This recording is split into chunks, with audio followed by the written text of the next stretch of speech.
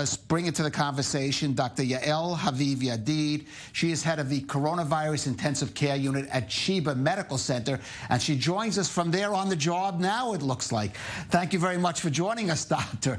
Let me start by just asking you, whether you call it a resurgence or a second wave, are you seeing either anything different among the patients coming in more serious condition, or is there a difference in the way that you're treating them or relating to them now that you have a little more experience? Well, we see a difference between the first wave and the second wave of the corona. I think that if we had in the first wave patients that became mild ill and then became a seriously ill, life-threatening disease in few hours, and we saw this kind of patients, we don't see it now. We see patients which are more slowly getting ill, seriously ill. They are in a life-threatening disease, but it's more slow. It's less violent, in my opinion.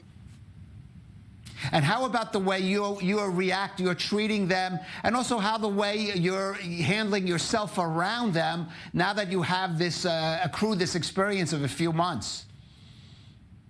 So now, the first time we were completely new to this disease. We heard the Chinese, we heard the Italians, we did the things that they recommended to do. And actually, I must say that our patients were not the same patients. Now, a few months later, first we have new drugs. We have the remdesivir, which is a new antiviral drug that we give the severe patients. We have the dexamethasone, which is kind of steroids. We have the anticoagulation therapy, which we give all our patients.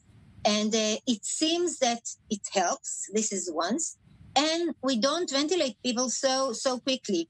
We wait. We let them do physiotherapy, self-physiotherapy, turn in bed on the abdomen and then to the back again. It helps them. It is called proning, and it helps them. So I think that we are more clever now. We know how to deal with these patients, and we have new therapies. So it's together. Right. Yeah, there's been a lot of discussion, debate, I would even say, about to what degree the coronavirus affects younger people as opposed to the elderly.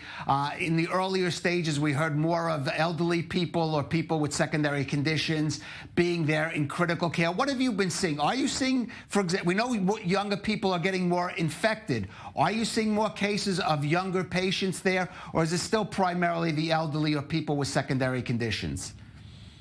It is still primarily the oldest people, but we see young people, and young people are not the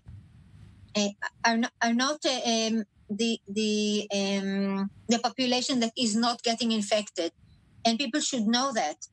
We have now in my ICU we have 3 patients which are around 50 years old, even less than that, which are very, very sick.